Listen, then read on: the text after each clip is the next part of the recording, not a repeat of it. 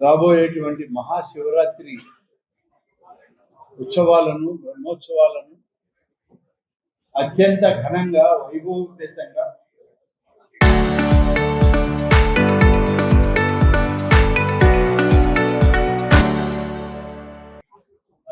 చేయడానికి రాష్ట్ర ప్రభుత్వం గౌరవ ముఖ్యమంత్రి గారి ఆదేశాల మేరకు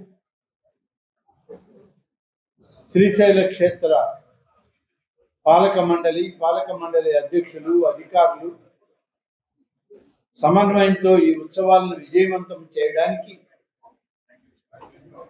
ఈరోజు ఒక సమీక్షా సమావేశాన్ని ప్రభుత్వం తరఫున జిల్లా అధికార యంత్రాంగం తరఫున ఏర్పాటు చేయడం జరిగింది. కన్నా ఈ సంవత్సరం భక్తులు ఎక్కువగా వస్తారనేటువంటి విశ్వాసం ప్రభుత్వానికి ఉంది. కూడా భక్తి విశ్వాసాలు ప్రజల్లో పెరిగినాయి కాబట్టి ఇవాళ క్షేత్ర దర్శన చేయాలి, ఆలయాల్లోకి వచ్చి ప్రత్యక్షంగా ఆ దేవేరును చూడాలి, ఆ దైవాన్ని చూడాలి, ఆ యొక్క శివుని యొక్క ఆశీస్సులు, భ్రమరాంబిక మల్లికార్జున స్వామి యొక్క ఆశీస్సులు తీసుకోవాలని చెప్పి ఇవాళ వేలాదిగా లక్షలాదిగా భక్తులు తరలి వస్తున్నారు.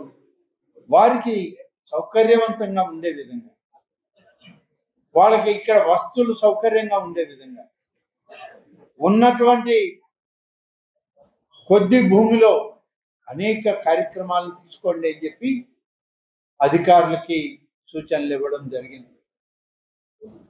వీటన్ని మండల దీక్ష తీసుకున్న వాళ్ళు, అర్ధమండల దీక్ష తీసుకున్నటువంటి శైవ భక్తులు వేలాదిగా కాలినడకను వచ్చేటువంటి అవకాశం ఉంది.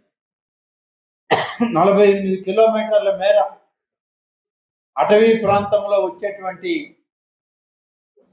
శివ సైనికులకి, శైవ భక్తులకి అనేక రకాలుగా ఏర్పాట్లు చేయాలని చెప్పి ఫారెస్ట్ అధికారులకు కూడా సూచనలు ఇచ్చాం. గడిచిన సంవత్సరం నుంచి ఇంకా కూడా ఎక్కువ చేయండి అని చెప్తే ఆ విధంగా చేయడం జరుగుతుంది. ఇటువంటి వాళ్ళకి అల్పాహారం, త్రాగునీరు, టాయిలెట్ సౌకర్యం ఇవన్నీ కూడా అక్కడ చేయడానికి ఏర్పాట్లు చేస్తున్నాం. శ్రీశైల క్షేత్రంలో కూడా శివ దీక్ష తీసుకున్న వాళ్ళే కాకుండా ఈ మహాశివరాత్రి పర్వదినాన్ని కంటితో చూసి తన్మయం చెందాలి, ఆధ్యాత్మికంగా మేము ఆధ్యాత్మిక భావనలో ఆ యొక్క మల్లికార్జున స్వామిని, బ్రహ్మాంబికాదేవిని చూడాలి అని చెప్పి వచ్చేటువంటి వాళ్ళందరికీ కూడా బాగా ఇబ్బందికరం లేకుండా అన్ని సౌకర్యాలతో క్యూ లైన్లను ఏర్పాటు చేయడం, ఎటువంటి పరిస్థితుల్లో కూడా క్యూ లైన్లు ఆగకుండా దర్శన కార్యక్రమాలు కొనసాగిస్తూనే విఐపీలకు కానీ వివిఐపీలకు కానీ అలాగే అధికార యంత్రాంగం, మీడియా వారికి ప్రత్యేక దర్శనాలు ఉండే విధంగా ఏర్పాటు చేసుకోమని చెప్పడం జరిగింది. ప్రతి సందర్భంలో కూడా ఈ ప్రభుత్వం వచ్చిన తర్వాత మాకు ఒకే ఒక విధానం, అది సింగిల్ లైన్ విధానం. సామాన్య భక్తుడికి పెద్దపీట వేయాలి. రోజువారీ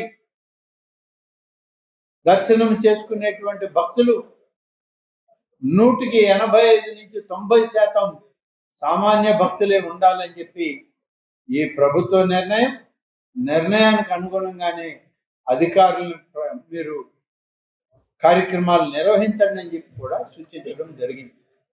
భక్తుల యొక్క రద్దీని,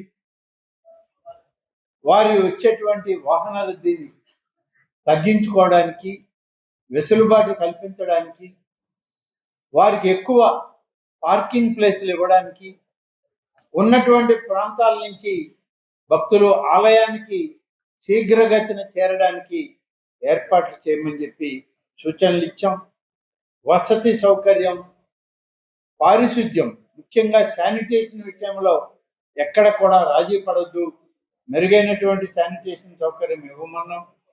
విద్యుత్ అలంకరణతో దేదీప్యమానంగా ఈ శ్రీశైల క్షేత్రం వెలిగిపోవాలి. ఈ వెలుగుల జ్యోతుల్ని మరి ప్రపంచంలో ఉన్నటువంటి శైవ భక్తులందరూ కూడా వారికి చేరే విధంగా ఏర్పాటు చేయమన్నాం. ఉచిత లడ్డు ప్రసాదం 4 రోజుల పాటు భక్తులకు ఇవ్వమని చెప్పి, దాన్ని తయారు చేసుకోవడానికి భక్తుల యొక్క తాకిడి ఎక్కువగా ఉంటుంది. దానికి తగ్గట్టుగానే మరి అధికారుల్ని ఆ ఏర్పాట్లు కూడా చూసుకోమని చెప్పడం జరిగింది. 2 రోజుల పాటు 14, 15వ తారీఖుల్లో వచ్చేటువంటి వాహనాలకి భక్తులకి ఇబ్బంది కలగకుండా, టోల్ గేట్ల దగ్గర ట్రాఫిక్ జామ్ కాకుండా అది నియంత్రించుకునే విధంగా టోల్ గేట్లలో ఉచితంగానే టోల్ ఫ్రీ చేసి టోల్ గేట్లో లేదని చెప్పి ఇది లాస్ట్ ఇయర్ తీసుకున్నాం.